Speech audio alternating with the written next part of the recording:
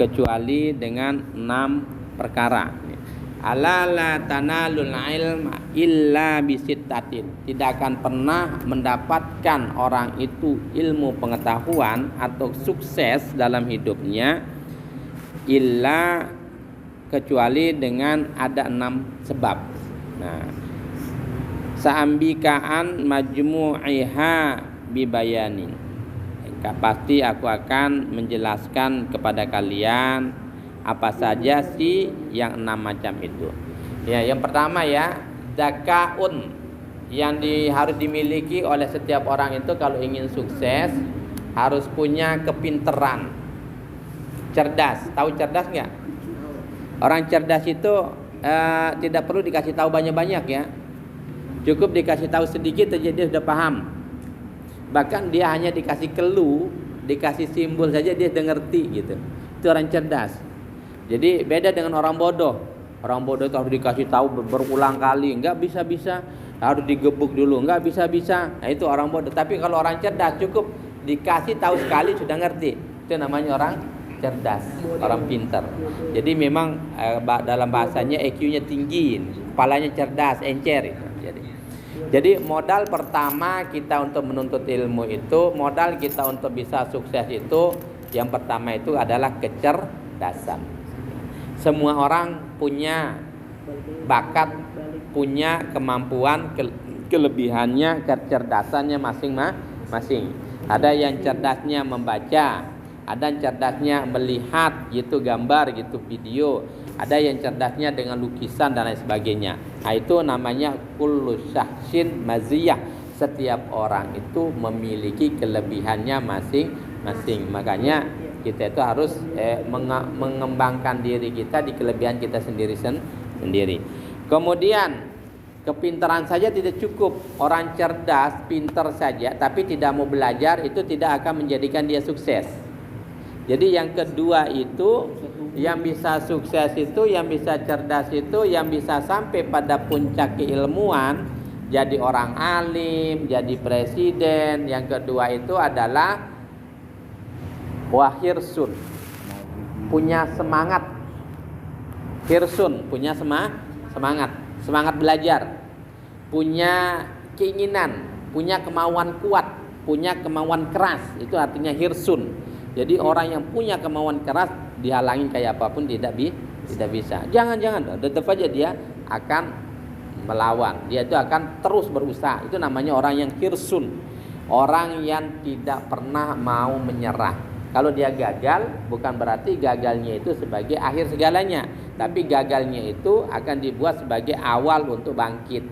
Nah, yang namanya hirsun, orang yang punya semangat, itu tidak akan pernah berhenti sampai dia itu berhasil. Jadi orang pintar kadang-kadang kalah sama orang yang punya kemauan. Orang pintar dia tapi nggak mau gerak, ya tidak bisa menjadi.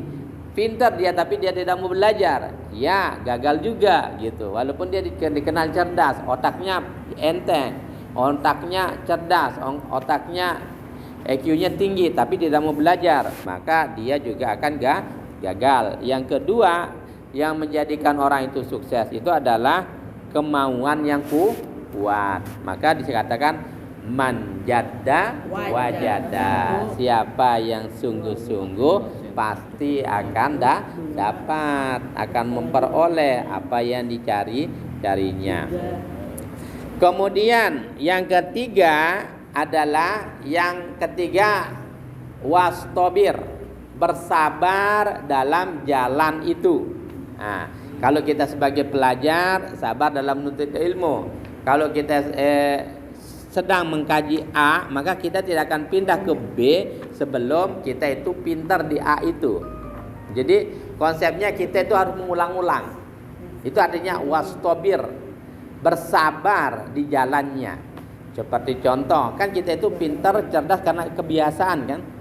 Kalau seorang pemain sulap, dia itu bisa jalan di tali karena dia sudah terbiasa latihan.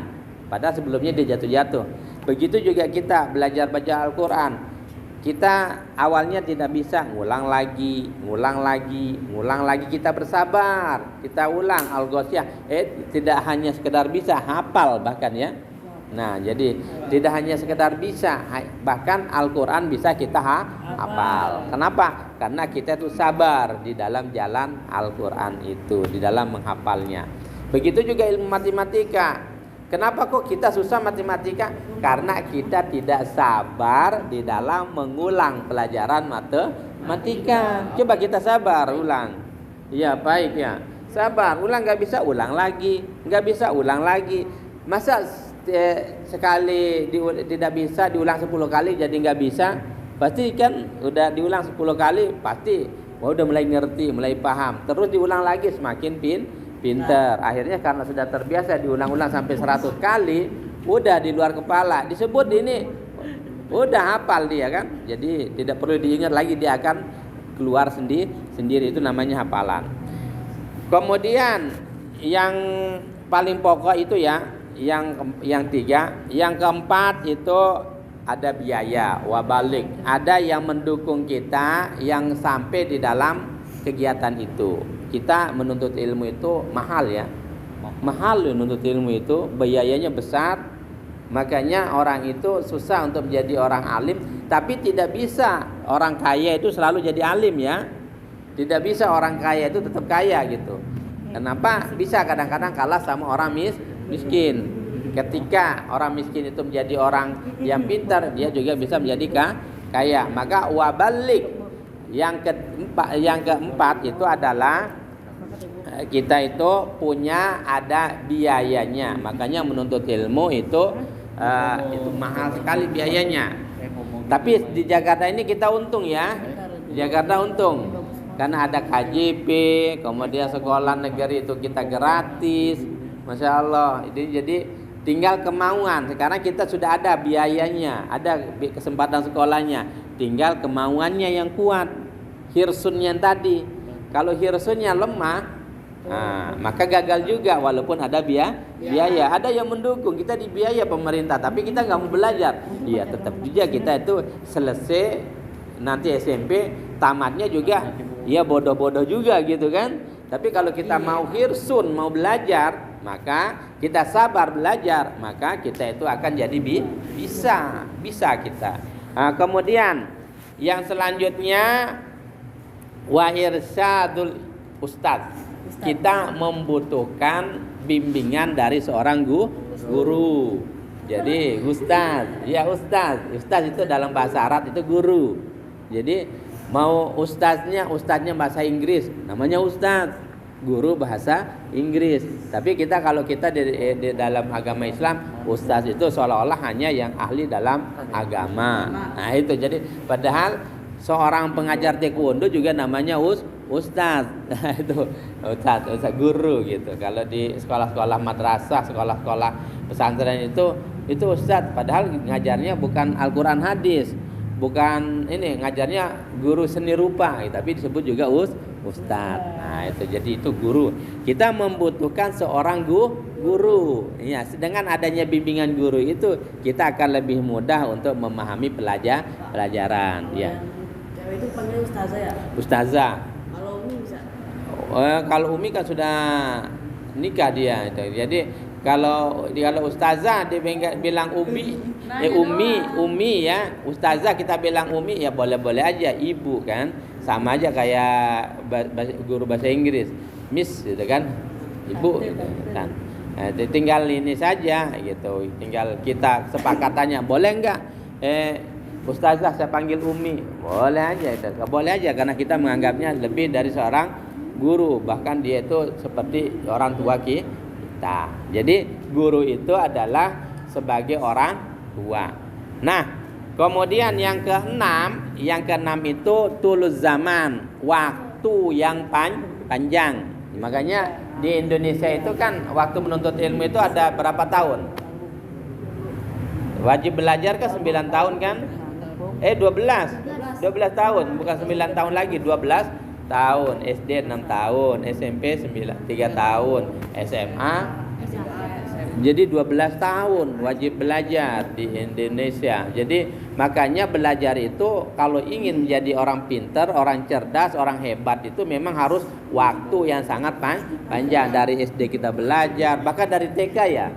Dari TK, dari PAUD itu, PAUD, TK, sekarang kemudian ada SD-nya, ada SMP-nya, kemudian ada SMA-nya. Baru kita selesai, baru kita dianggap sebagai orang yang bisa. Nah, tapi kalau diikutin itu dengan rentetannya, semangatnya ada, dasar pinternya ada, kemudian dia sabar belajarnya iya, kemudian ini kalau kita di Jakarta kan itu kan sudah ada di biaya pemerintah, itu sudah bisa dibilang tidak termasuk hitungan itu kan, tinggal maunya kita. Jadi kita di Jakarta ini punya potensi, punya kesempatan untuk menjadi orang-orang hebat.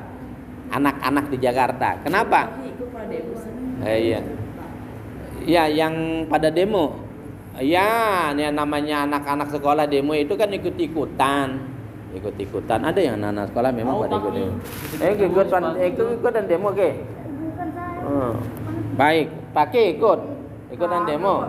Pakai. Jangan demo. Pekerjaan kita itu belajar. Jangan ikut-ikutan mahasiswa. Mahasiswa kadang-kadang bukan mahasiswa, kadang-kadang sewa. Mahasiswa gitu kan. Disewa dia untuk demo, kadang-kadang dibayar ini. Jadi seperti itu ya. Jadi untuk menjadi orang berilmu itu kita itu harus menjadi orang yang panjang cita-citanya. Orang yang sabar dalam meniti kehidupan kita. Sehingga nanti kalau kesempatan kita sekarang ini tidak kita manfaatkan, nanti menyesal. Nah, menyesal kita. Kenapa kita menyesal? Karena ketika kita selesai, maka kita itu ternyata tidak bisa apa-apa. Nah, kemudian selanjutnya yang ingin Bapak sampaikan ini cara kita mencari teman. Bergaul ya, cara bergaul. Nah, cara bergaul mencari teman itu cari teman yang bisa memberikan kita motivasi untuk maju, bukan yang menghalangi kita untuk maju.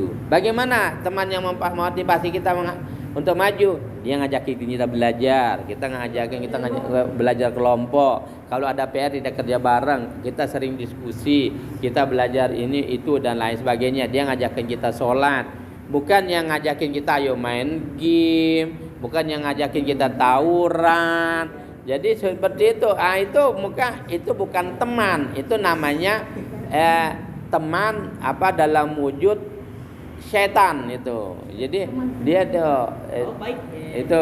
tuh wujudnya manusia tapi dia menjerumuskan kita. Itu bukan teman, itu namanya setan. Nah, jadi kita jangan boleh seperti itu ya.